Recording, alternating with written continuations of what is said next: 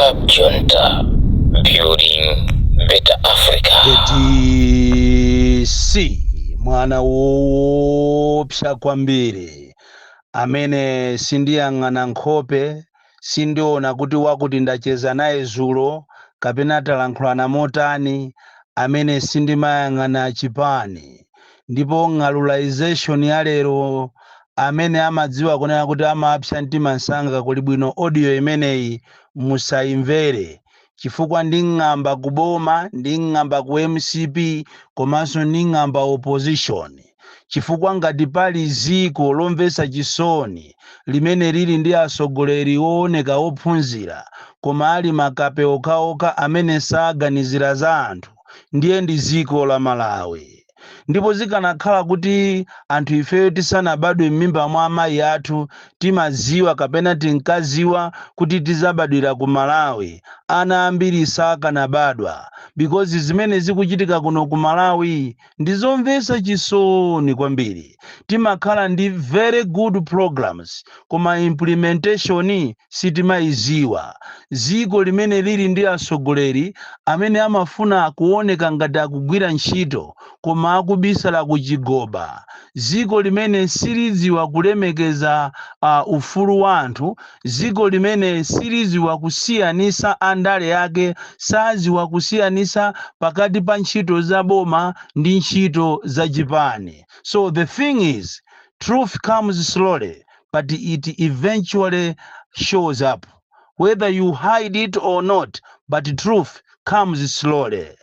Zaziwika sopano kunena kuti Avitumbiko Mumba chimene amayendera m'makampani ndi nkhani ya political stunt. Zaziwika chifukwa pali klipi ina imene yakuwauza anthu kuti boma ndi lomweli kwacha, yeti munthuyo ndi minister akugwira ntchito za boma. Andine ndikanakondwa kwambiri kuti Avitumbiko Mumba amene munayamba programu yabwino kwambiri yomuteteza munthu wakumuzi, munthu osauka amene akuzunzidwa ndi makampani osiyanasiyana muno Malawi, programu yokongola kwambiri imene jasi munayenera kuyilowesa ndale, programu imene munayenera kuyigwira pogwirisa ntchito system. Andi choyambirira chenicheni Avitumbiko Mumba ndikunena tu inu a Minister of Labor mukanamba kaye mwachita fix office yanu kumene kuchako kuli ma commissioner, kuli ma inspectors amene mukanakhala nawo kaye pansi kapena ndikupanga fact finding mission yofuna kuziwa kuti kodi before me anthu amagwira ntchito bwanji, nanga ma stakeholders amagwira nawo ntchito bwanji, than kungouluka kuchokera ku Japan kuona bedi ya Bob Marley ndikungofikira kukaseka ma company andifunso nkumafunsa kuti kodi what triggered the closure, kapena pa tebulo panu panali ripoti kale imene ma predecessor wanu anaisiya, kapena mwalandira ripoti kuchokera kwa ma commissioners. Chifukwa ndizodabwisa kuti kungothamanga mukuziwa kunena kuti ma company amene ajawo ngati CP Foods imene ijayo munthu anthu ake aja ndi ma investors ndipo akuchita contribute to the growth of this economy, komanso alemba anthu ntchito a Malawi ngakhale ndalama yawo ndiyochepa kwambiri. Zimenenso ine zinandisangalatsa kuti mutachita intervene tinaziwa kuti apapa minister akugwira ntchito, but why not warning them? Because anzanu ena amapita ndikukachita woni, komanso ochita woni yotu sinu akanakhala ma commissioner kapena ma inspectors, komanso osakhala kungokhala ma inspectors akuleba atu iya, komanso mogwira na ntchito ndi other stakeholders ngati Malawi Bureau of Standards, because iniyo ntchito ana as a minister ndiyoonesesa kunena kuti anthu akusatira malamulo komanso ma standards than just to go and close. Zikuoneka ngati mwina anthu akoza kuchita interpret ntchito yabwino kwambiri yomuteteza Malawi amene akulandira ndalama yosakwana even minimum wage, ndalama yochepa kwambiri komanso working conditions so pathetic. Programu yokongola andi ineyo nali munthu mmozi mothokoza kunena kuti nawo Malawi ili ndi ma ministers amene inonso pano atuluka amene amene ali ready to save Malawians, because ntchito yanu ya iniyo sikuopseza anthu, just like imene mwapangira zulo lija kukamukalipira mzimayi, kumuchita harasi mzimayi, kusala pang'ononso kutukwana chifukwa panali stupid pamene paja pang'ono mukanatchula cha musalu. As a minister ndikuona ngati mwathamanga kwambiri. You needed first of all to fix your office. Muziwe kuti kodi CP Foods kapena NP ka NT Plastics, kodi anthu amene wawa nthawi yonseyi samasatira malamulo, ndiye kuti kumene kuma inspectors samapitako, ma commissioners samapitako, kodi anthu amene wasamalandira ma warning, ndiye kuti it means someone somewhere failed his job or her job. Ndiye kuti anthu aja ankangopita m'makampani amene wawa chifukwa ndi anthu obwera ndikumangolandira ndalama. Ku Malawi ndi dziko lomvetsa chisoni kwambiri kumene ngati muzamve kuti kampani yasekedwa, ndiye kuti wani anthuwo sanapereke ndalama ku chipani, sanapereke ndalama kwa president, kapena iye kwa ma ministers, kapena iye ayi munthu amene ndiwo kuda nzathu, koma azungu ambiri kapena amwenye ambiri anthu obwera sawasekera makampani yawo.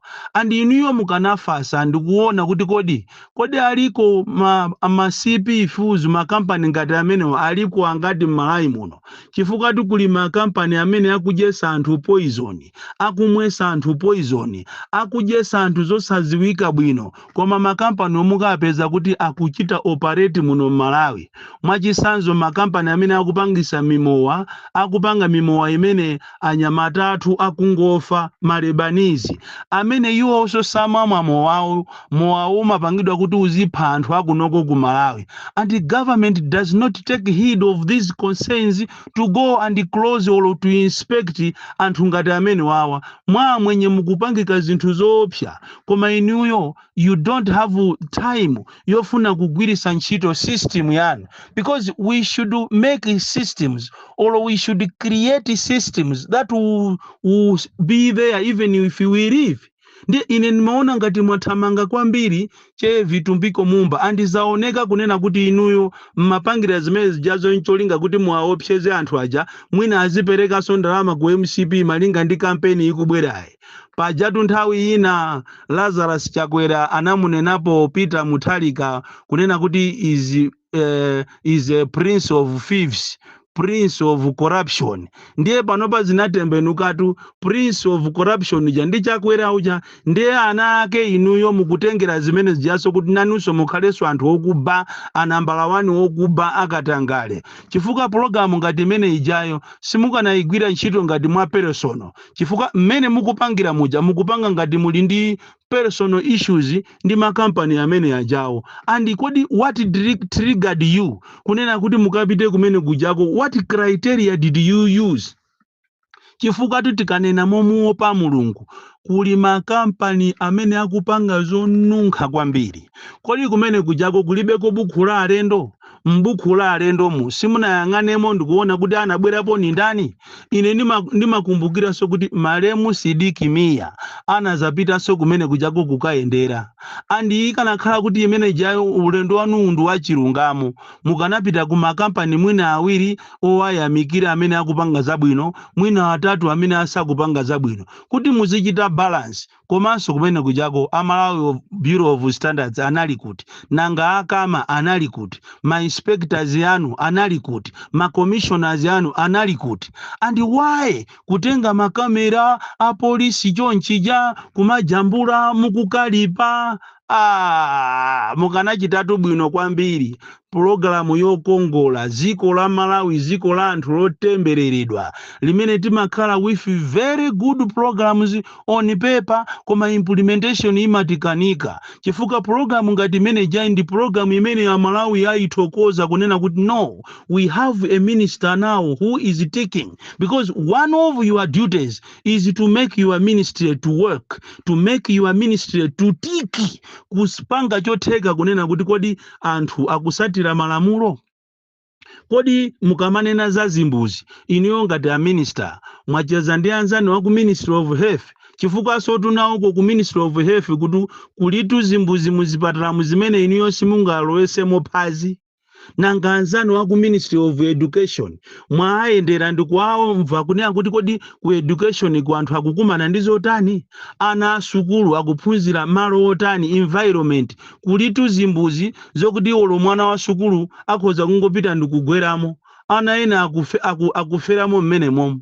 Kodi nanga m'maprisonimo anthu akugwiramo ntchito bwanji, nanga akaidi akukhala moyo wotani ndi maujenitu ma-counterparts anzanu.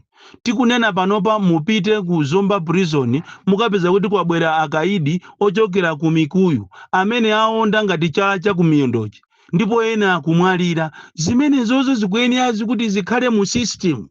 Kodi inuyo mukwanisa nokha kuti mukafike ku Chitipa muyendere mashopu kumeneko mukwanisa mukafike ku Nsanje? That is why we need a system. Kumalawi kunoko kuziwa kuti ifeyo ziko lathu ndife anthu otembereredwa bwanji, chifukwa anthu akhoza kunena kuti vitumbiko ndiye kuti ali ndi personal interest, waona kuti anthu amapanga ndalama zambiri ya CP feeds awa tiyeni ife titenge ndizipanga ndi anzanga, olo ni mwana wa president chifukwa ndi nzanga, tiyeni ife tiaopseze amene wawa athawe kuno ku Malawi tizipanga ifeyo. Kapena iyayi mwinaso kapena mwangodana nawo anthu amene aja mwina amapereka ndalama ku opposition, you never know. Mwina ndi anzawo ujena UTM, anzawo a DPP, anzawo a UDF kapena a Ford. Ndiye inu zikukupwetekani so mwazitenga zinthu zikukhala personal. Because the way you are doing, because komande munakakatu a minister makaka chonchicha, and why harassing employee not employer. Nzimayi ujatu ndi employee chabe mukanaitana abwana ache ndiye muzia alavulira chonchiya kumaka lipira namumwe athamusira ujeni namumwe maluvuna athamukira chonchicha. Ineyo ndadandaula kwambiri kunena kuti program imene timakuthokoza nayoni kuti mufike ngakhale olo kuma estate kumulanje kutyolo muyende m'makampani mwenyemo. Kodi ku Malawi kuno kukuchitika zinthu bwana, kukuchitika zinthu ku Malawi kuno, koma program ija mwaira kwisa kumakafika kumakanena kuti kwacha boma ndiliti ndilomweri bwana koma ifeyo ndena kudandaulani kwambiri. Even olo munati mpite ma insurance company mukaone mmene anthu amene maagent amene amazuzikira ngati ku Vanguard inalipo nthawi kuchokera 2019 to 2022 anthu amadulidwa pay as UN, yeti malamulo sanena choncho kunena kuti munthu azidulidwa pay as UN. Ayi munayenera anthu aja muziyadula ma commission, koma anthu ajawo anadulidwa ndalama zimene zijazo munayenera kupita kumaka chita address ma issues ngati amenewo. And even Vanguard inayenera kutenga ndalama zawo za anthu aja zimene analamula kuzera ku malamulo kunena kuti achosere commission ya munthu uja plus minus pay as UN imene anawadula ija awabwezere the balance. Koma that is not happening. That's what we want iniyo muonesese kunena kuti kodi anthu akusatira malamulo, anthu akusatira ma standards. What is making kunena kuti ma standards anthu asamasatire, and makampani amenya sana bwere zulotu abwera kale chinapangisa ndi chani kuti nthawi yonse anthu azikapanga zinthu zosasatira malamulo. Ndi chimozimozi so anthu awawa a opposition zipani ngati za DPP, chipani ngati cha UDF, a Ford, UTM kulizi palibe chimene kunena kuti ifeyo tikakalo waso mboma tikapanga easy tikapanga nkhani za economy kuti ibwerere tikapanga easy koma zimene akulankhula mukamva a UTM ife tiyenda toka power ati imeneyo, mukamva a UDF ifeso tiyenda toka, mukamva a DPP ifeso tiyenda toka, mukamva a Ford umva ife tikoza kukhala vice president. Zimene mukufuna ndi aliyese wainu kuti akhale president sizingatheketu. nthawi inoyo munayenera mukhale ndi masekta kuyitanizana nonse ya opposition a UDF a 4D a DPP a UTM mukanapanga conference yanu ndikukakumana kujipinda chifukwa amalawi zimene akufuna panopa akufuna someone politicians who are going to bail them out of this mess. Kodi economy ya ziko ikhala bwanji, umoyo wa Malawi ukhala bwanji, mukamanena kuti nkhani za fertilizer tizaziyendesa mwakuti not the way you are doing kuna kuti ife nkhani za fertilizer tizamugulisa 50,000 ndineza zasiyanapo chani inu mukanapita a Ford mukanakumana ndi a DPP UDF ndi anzani onse nonse zipani zonse mukhale pamozi akuluakulu ifeyo tinati tilowe mboma ife muzatipase ma ministry awa mwina ife tizatenge Ministry of Agriculture, Ministry of Health iyayi ife tizatenga ku education kuti anthu akamayiona education ikulephereka aziziwa kuti amene ndi a Ford iya ifeyo aujene a UDF titenga ku Ministry of Finance titenga economic planning kuti anthu akamakhala aziwa kuti UDF imene ikuchita champion economic planning ya ziko linolo malinga ndi nzeru za atupere ifeyo a DPP muzati serious andiso ndikumusankha munthu mmozi kuti azayimirire ziko monga mene apangira ku Botswana ndi ku South Africa koma kunoko ziko lotembereredwa ziko laling'ono aliyense akufuna upresident Peter Mutharika akufuna upresident atupere akufuna upresident ujeni uyu nayenso kabambe akuti ine sindilola iyayi ndiyenda ndekha amalawi azakudandaula nikopsha kutaka kwenu chimene mmaziwa ndiye mukumane pamaliro muzinamiza amalawi ngati mmacheza ngati mmakambirana nkhani za nzeru mukumane kwa John Chilembwe muzisekererana yeti anthu awawa aononga ziko awawa gula vitumbikozi ndande onse a MCP aliwononga ziko kuphatikiza Prince of Ujeni corruption iyo aliwononga ziko amalawi akudikira iniyo koma inu chimene mukuziwa alese akufuna basi power kodi anthu amajandale akufuna anthu ujeni sogolola ziko lino kodi fetereza tizamugula bwanji umoyo wa ana kusukulu uzakhala bwanji anthu akuvutika muzipatala muzakhala mankhwala bwanji malamu kuti mukhale pamozi mmene apangira ngati ku Zambia amusankha munthu umozi koma aliyense akufuna akhale president wina ayo akakagambirana ni zache mwina mkaza Jesu kumamulesa kuti iye musazakumane nawo amenewo sikolomvesa chisoni kwambiri tafuna ndikuuzeni kunena kuti amalawi saza kukhulupirani ndipo saza kukhulukiraniso mukangopanga za jibwana zozikonda zofuna nokha inu a opposition malamu kuti mukhale pamozi mmene mwasiriza ma convention iwa koma aliyense ayi akupanga zache ndiye ndifuna ndikuuzeni kuti mwasala ndi mezi 7 malamu kuti mukanayitanizana nonse a PP a UDF a 4D ujeni DPP UTM nonse pamozi mukhale pansi mukambirane muliwombole ziko ili sindikudziwa kunena kuti kodi upresident umene mmafunawo ndi maufusatu nthawi zonse ndi wa ndani mukumpangira ndani ziko lomvesa chisoni ziko limene anthu akumizi akuvutika kopsha akulephera kudya koma ife tikukanganirana maudindo aliyense akhale president ena nuzipani zanu mukuchita kuziwa kuti you cannot make it and that's a fact you cannot make it but kukakamira ineyo ndi mazuwa za economy ineyo ndine nkhalakale ife chipani chathu nchachikulu why can't you sit down and strategize for you to finish ujeni mimbulu hii akambuku awawa to finish awawa ngonas mene mukupangira maboksi movotera muja mukati muzikhala pena paje pa blank bwezi mandu amalawi ambiri to atakangovota pa blank ipo